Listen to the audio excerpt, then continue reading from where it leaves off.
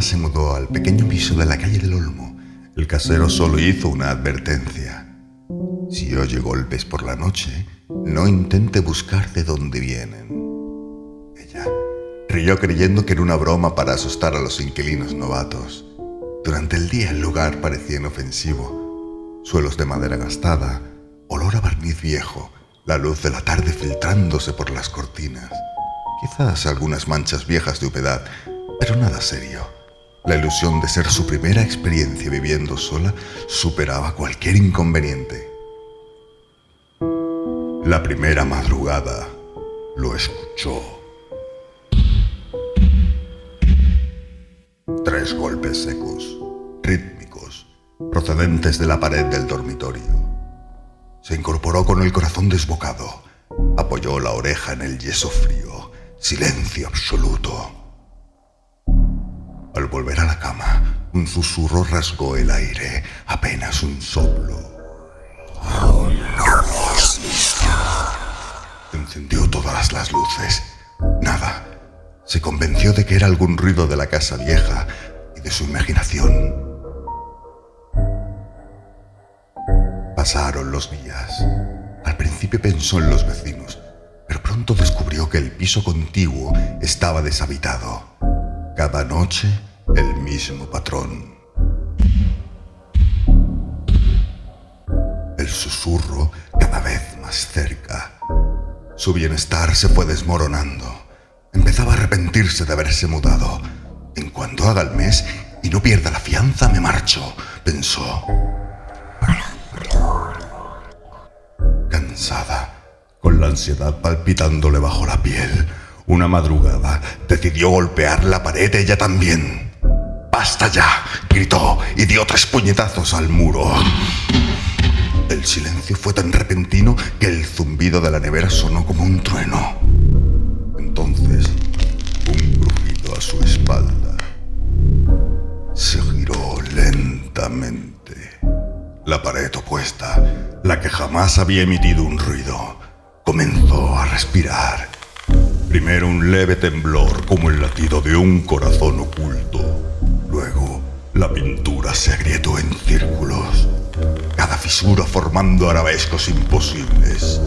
El yeso se inflaba y desinflaba, exhalando un olor a hierro y humedad rancia. Ana retrocedió hasta que sus talones chocaron contra la mesita. Un chasquido seco quebró el silencio. La superficie del muro cedió hacia afuera, formando una protuberancia blanca palpitante. De entre las grietas surgió una sustancia oscura viscosa que goteó hasta el suelo como si la pared sangrara. Entonces aparecieron los dedos, 5 largos, translúcidos de piel grisácea y uñas negras que rasgaron el yeso como si fuera papel mojado.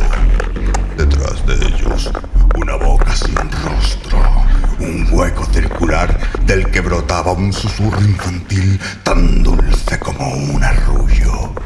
Ahora sí. El aliento que emanaba de aquel hueco olía también a tierra recién removida y a metal oxidado. Ana quiso gritar, pero la voz del ente se deslizó directamente dentro de su cabeza, suave y definitiva como si siempre hubiera estado allí. Intentó retroceder, pero el suelo se volvió blando, como si toda la habitación respirara con la pared. El ente terminó de romper el yeso. Un brazo gris, huesudo, emergió hasta el codo. No buscaba atraparla, la señalaba. Bajo sus pies, la madera crujió. Otro golpe, esta vez desde el suelo.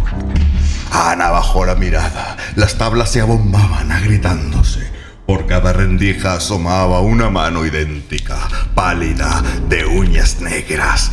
El susurro, ahora a su alrededor, ya no provenía de un solo punto, sino de todas las paredes, del techo y del suelo.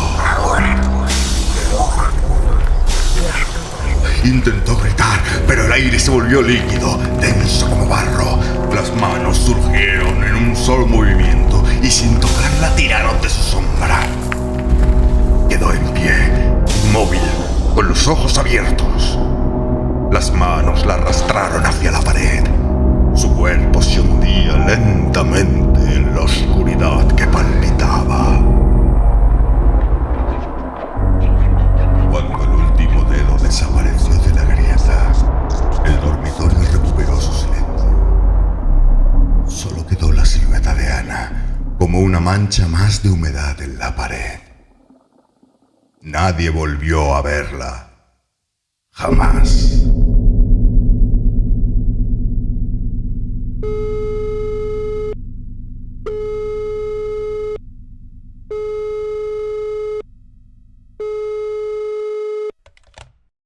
Hola, mi nombre es Wendy.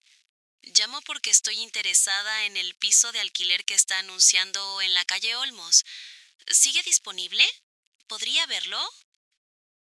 Buenos días. Sí, claro, no hay ningún problema. Precisamente hoy acaban de pintar.